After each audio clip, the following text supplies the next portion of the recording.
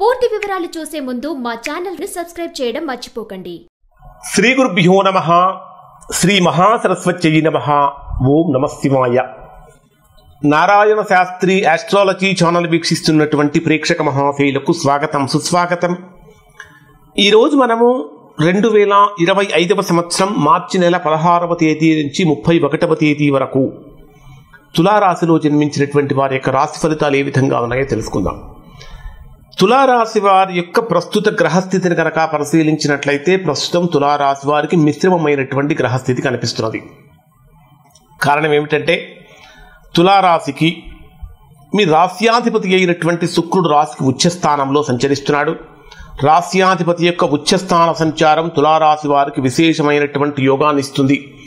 అంటే ప్రతికూలమైనటువంటి పరిస్థితులను కూడా అనుకూలంగా మార్చుకోగలిగినటువంటి శక్తి సామర్థ్యాలు తులారాశి వారు పొందుతారు.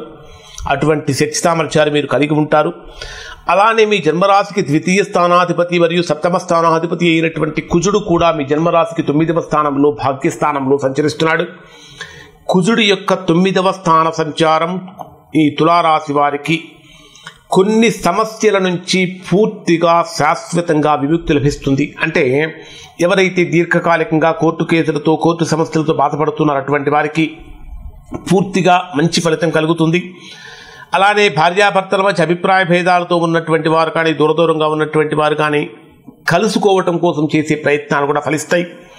ఆర్థిక పరమైనటువంటి వృద్ధి అద్భుతంగా బ్రహ్మాండంగా సాగుతుంది అని చెప్పాలి.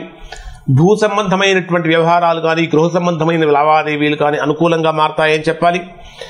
ఇప్పటిదాకా ముందుకు వెళ్లకుండా ఆగిపోయినటువంటి కార్యక్రమాలు ఏవైతే ఉంటాయో అవి కూడా ముందుకు జరుగుతూ ఉంటాయి. ముఖ్యమైనటువంటి వ్యక్తుల నుంచి, ముఖ్యంగా చెప్పాలంటే తల్లి వైపు నుంచి, తల్లి తరపు బంధువుల నుంచి, అంటే మేనత్తలు మేనమామలు వీరి వైపు నుంచి శుభవార్తలు వినేటటువంటి అవకాశం కూడా మీ తులారాశి వారికి కనిపిస్తూ ఉంది. ప్రధానంగా తులారాశి వారికి ఈ మార్చి నెల 29వ తేదీ రాత్రి 10:58 మీ జన్మరాశికి చతుర్థ పంచమ స్థానాధిపతి అయినటువంటి కర్మస్థానాధిపతి అయినటువంటి అంటే కర్మకారకుడు అయినటువంటి శని మీ జన్మరాశికి 6వ స్థానంలోకి ప్రవేశిస్తాడు. 6వ స్థానంలో అప్పటికే అక్కడ 5 గ్రహాలు ఉంటాయి. ఈ శని కూడా వెళ్ళి జాయిన్ అవ్వటంతో 6 గ్రహాలు ఉంటాయి. అక్కడ మీకు మీ జన్మరాశికి 6వ స్థానంలో షష్టగ్రహ కూటమి ఏర్పడుతున్నది. ఈ షడ్గ్రహ కూటమి లేదా షష్టగ్రహ కూటమి యొక్క ప్రభావంతో తులారాశి వారు కొద్దిగా ఆరోగ్యపరమైనటువంటి విషయాలలో జాగ్రత్తలు పాటించండి. శత్రువులు మీ మీద, అంటే ముఖ్యంగా చెప్పాలంటే 29, 30, 1, 2, 3 ఈ 4-5 రోజులలో శత్రువులు మీ మీద పైచేయి సాధించే అవకాశం ఉంటుంది. ఇంటర్నల్ పాలిటిక్స్ ఎక్కువగా ప్లే చేసే అవకాశాలు ఉంటాయి. అంటే మీరు ఉద్యోగం చేస్తున్నా, వ్యాపారం చేస్తున్నా ఈ అంతర్గత రాజకీయాలతో ఇంటర్నల్ పాలిటిక్స్ తోటి కొంచెం ఇబ్బందులు పడే అవకాశాలు ఉంటాయి. కాబట్టి ఆ రోజుల్లో జాగ్రత్తలు పాటించండి. ఈ 6వ స్థానంలో సంచరించేటటువంటి శని రాహు గ్రహాల యొక్క కలయిక తులారాశి వారికి సంపూర్ణమైనటువంటి విజయాన్ని అందిస్తుంది. అంటే విదేశాలకు వెళ్ళడం కోసం ప్రయత్నించే వారికి ఆ రకమైనటువంటి అనుకూలత కలుగుతూ ఉంటుంది. అలానే ఈ ఉన్నత విద్య కోసం ప్రయత్నించేటటువంటి వారు కూడా రవిబుధ గ్రహాల కలయికతో ఉన్నత విద్యాయోగం అనేటటువంటి కనిపిస్తూ ఉంటుంది. ముఖ్యంగా చెప్పాలంటే తులారాశి వారు ఆధ్యాత్మికపరమైనటువంటి కార్యక్రమాలలో పాల్గొనడానికి కూడా అవకాశం ఏర్పడుతూ ఉంటుంది. 6వ స్థానంలో మనకు షడ్గ్రహ కూటమి ఏర్పడుతుందని చెప్పుకున్నాము. ఈ 6వ స్థానంలో ఏర్పడుతున్నటువంటి షడ్గ్రహ కూటమిలో ఏమేమి గ్రహాలు అంటే రవి చంద్రగ్రహాలు, బుధ శుక్రగ్రహాలు, శని రాహు గ్రహాలు.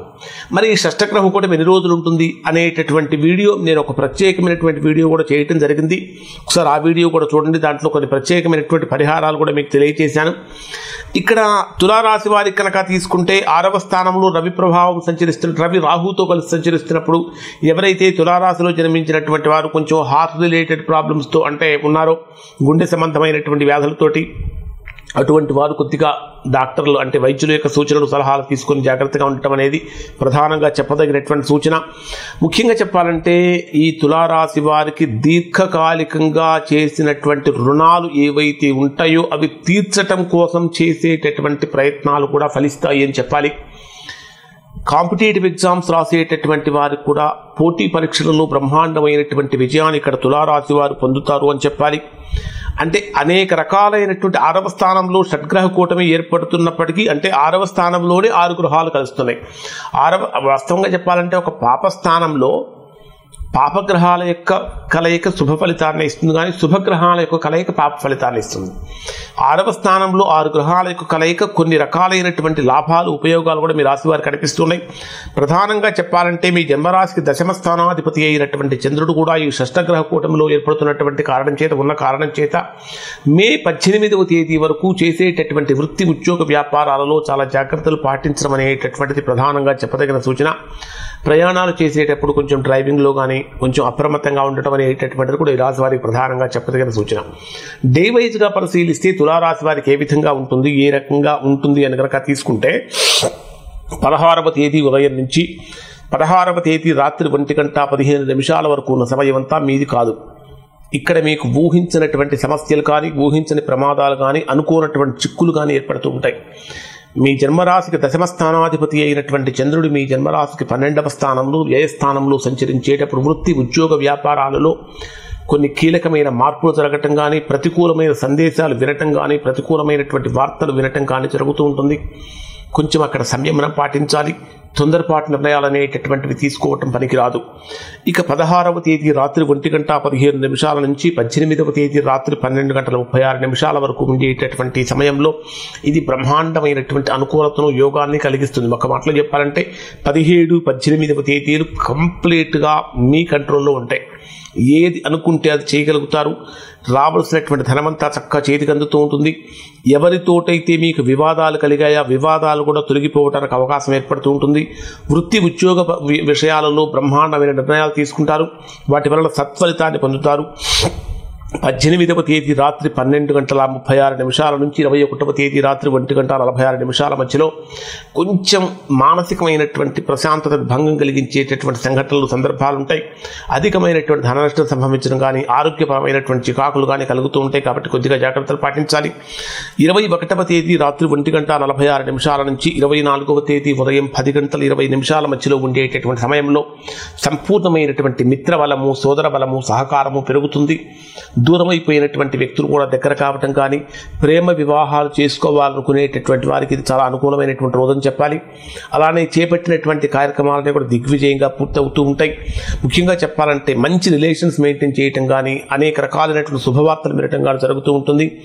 24వ తేదీ ఉదయం 10:20 నుంచి 26వ తేదీ మధ్యాహ్నం 3:09 మధ్యలో ఉండేటటువంటి సమయాన్ని కనుక పరిశీలిస్తే ఇది విద్యార్థులకు చక్కటి అఖండ విద్యాయోగాన్ని కలిగిస్తుంది.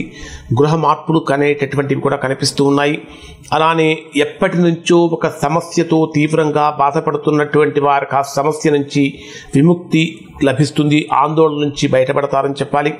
26వ తేదీ మధ్యాహ్నం 3:09 నుంచి 28వ తేదీ సాయంత్రం 4:43 వరకు సంతానపరమైనటువంటి విషయాలలో చక్కటి శుభ ఫలితాన్ని, శుభవార్తలు వినే అవకాశం కనిపిస్తూ ఉంటుంది. 28వ తేదీ సాయంత్రం 4:43 నుంచి ఇక 31వ తేదీ రాత్రి వరకు కూడా కొద్దిగా స్వల్పమైనటువంటి అనారోగ్యం కానీ, కొంచెం ఆర్థిక సమస్యలు కానీ, రావాల్సిన ధనం చేతికి అందకపోవటం కానీ, కొంచెం ఒత్తిడి యొక్క తీవ్రత పెరుగుతూ ఉంటుంది. కాబట్టి ఈ రోజుల్లో జాగ్రత్తలు పాటించండి. ఇవి తులారాశి వారికి సంబంధించినటువంటి ఫలితాలు. శుభం.